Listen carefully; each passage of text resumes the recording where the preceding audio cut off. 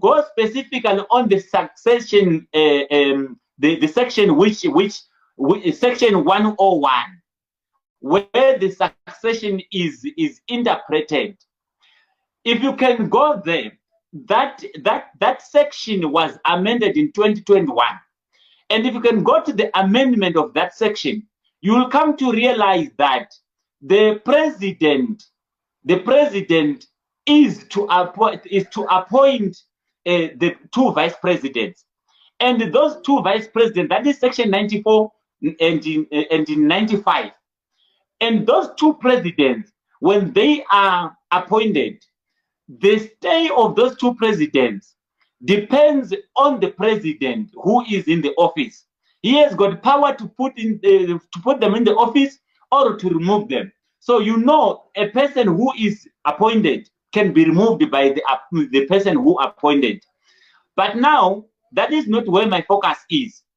As of the succession now, in case of death, resignation, or the removal of the president from the office, that amendment of 2021, it says the last appointed vice president to act as the president during the absence of that president is the one to succeed if ever the three, the death, the resignation or removal of office has occurred.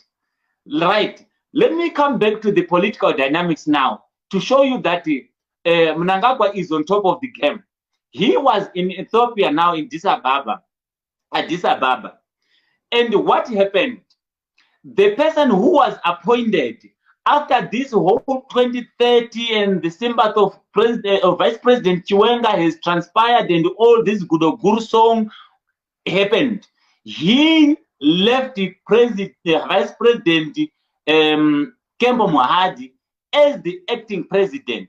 As we are talking now, while the people, they are trying to create an impression that no, he deserves to be a president, politically and supported by the constitution, supported by that amendment of bill number 2 at section 101, he is no longer the beneficiary of succession whenever anything happens to President Mnangagwa, because he is not the last person to be appointed.